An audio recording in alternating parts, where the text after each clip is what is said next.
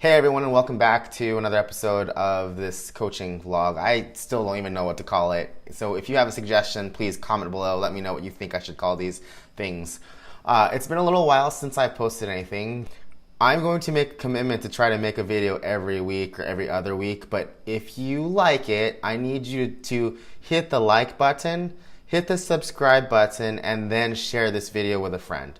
And that will help me stay motivated to keep putting out content. At the end of the day, really all I care about is giving you guys value. So if you find it valuable, please let me know so I know that I'm on the right track. Or if you thought this video sucked, please comment below. Thumbs up, thumbs down, tell me you hate my hair. I don't care. Just give me some sort of feedback. Cool? The idea for today, guys, is I want to talk about keeping your coaching simple. Use plain language. And the other day I was listening to a podcast and the guest speaker was Carmine Gallo. And Carmine Gallo, if you don't know, he's the guy who wrote the book Talk Like Ted, and that's where the TED Talk stuff comes from. And one of the things he was encouraging people to do was to speak in third grade language. Now, let me tell you a story about how I started coaching. My affiliate started in 2007. I was just the name on the lease. I really didn't contribute much for the first 4 years of life for our affiliate. And then the business started to fail and my name was on the lease. And so I decided, well, I've got time. I'm going to come in and help out. And, you know, we were 3 months behind on the rent. And it got to a point where I decided, well, I'm going to get my level 1 certificate so I can help coach if necessary. And so I went and did that in December of 2011. And then in April of 2012, we were still not paying the rent, and I had to make the hard decision to let our head coach go. And that was really rough because, you know, Ace and I had become friends and we're helping build this business together, but at the end of the day, we just couldn't pay him. So I had to let him go. Half the gym went with him, half the gym stayed with me, and here I was, a brand new level 1 trainer, had zero experience, and now was suddenly the head coach of a gym. And to be honest with you, I really had zero business being a head coach. I think I had attended 10 classes total, if you include my level 1 seminar. It was bad. Anyway, I'm just thankful I didn't kill anybody or hurt anyone or severely maim anybody. But one of the things that I used to do, and I remember this distinctly, was I was trying to constantly prove my worth, constantly trying to prove that I knew something. Even though I didn't really actually know anything, I would try to use this big words. I would try to impress people with the vocabulary I had, and I would use this really complicated language and, you know, things like external rotation and torque and blah, blah, blah, blah, blah, all that stuff, right? And nowadays, if you listen to me coach, I use very simple language. Carmine Gallo said to use third grade level language. Third grade. Third graders are 8 years old. So if you think about it, as coaches, or as communicators in general, our goal is to communicate, to convey information with people. And what Carmine Gallo is saying is that in order to be effective in connecting with people, we need to keep our language very, very basic. So what words would you use with an 8-year-old? Would you use the word extension with external rotation and all these things, you know, that coaches feel like if I use these words, I'm going to sound really smart. Sure, you sound really smart, but that doesn't mean that people actually understand what you're saying. And a lot of times people are not going to ask you what you mean. So you could be going for years and years and years coaching people using these big words, and for years and years and years, they have no clue what you're saying. So that being said, here are 7 phrases that I have tried actively to remove from my vocabulary as I'm coaching people. The first one is full extension, or simply even extend. I stopped saying the word extend. I just say straighten your arm, straighten your legs, stand up tall, jump. All those things, you know, weightlifters like to use the phrase triple extension. And most athletes really have no clue what that means, but everyone knows what it means to jump. And this is something that Coach Bergner learned from a 15-year-old girl that he was teaching when he was a high school teacher. It was jump. Now, I know lots of coaches will like to hate on this phrase. We don't really want you to jump, but the movement pattern is the same. If you're creating vertical leg drive, jumping is the most automatic and natural way to create that triple extension. And everyone understands jump. So in application, we don't really want you to jump high. We want you to jump hard. So your feet will come off the ground maybe a centimeter. Just enough to move your feet from here to a wider stance so you can receive the bar in a better position. So instead of saying triple extension, try saying jump. That's pretty simple, right? Or instead of saying extend or extension, think about straighten your arms, straighten your knees, stand up tall. Everyone understands those cues. Another example is the word core. That word is probably the most ambiguous term in the history of fitness. Everyone seems to think they understand what core is.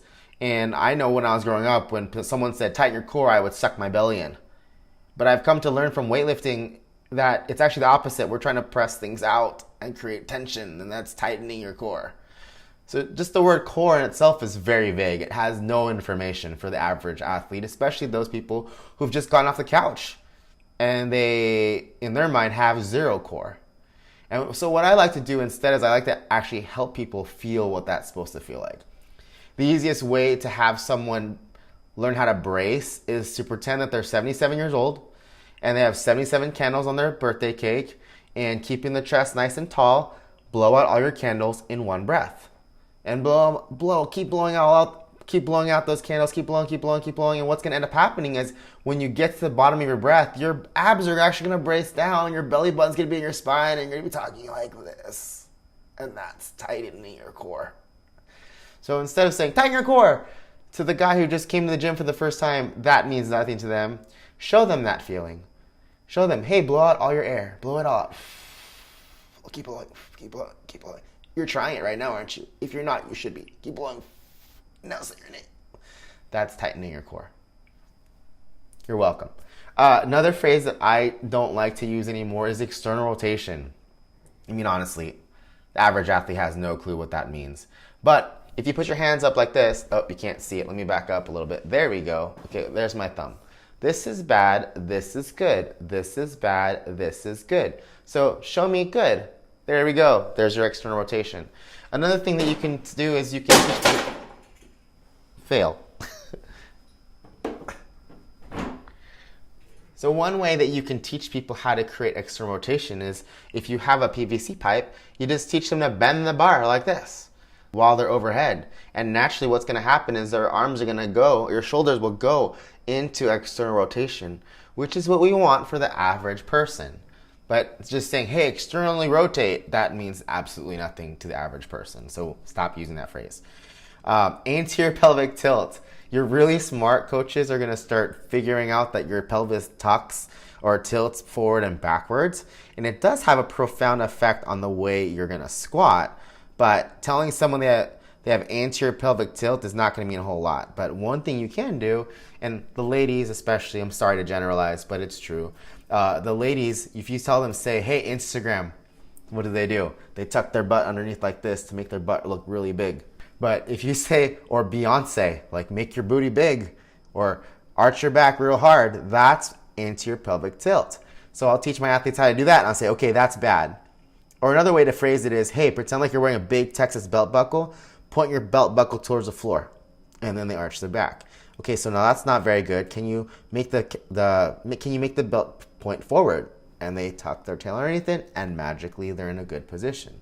Here's another phrase that one of my coaches used a long time ago, and I've made fun of him a lot about it, but in good fun, is the word sequencing.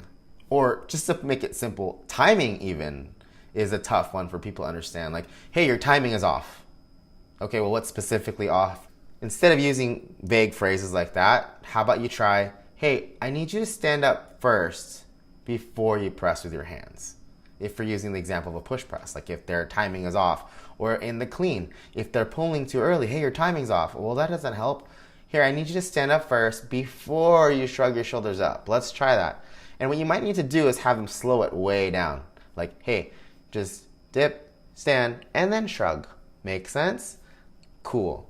So try that, guys. As you're coaching your athletes, I know this is going to be challenging for a little while, but try to take away that coach speak. Between you and me, and when we're nerding out like this, we can use all the coach speak we like, it's fine. But when you're coaching people, even coaching other coaches, it's those short words that make the most impact. It's short, simple words that have the greatest meaning, and they're very clear. But big, long words can be completely ambiguous. See what I did there? So big words are not so easy to understand.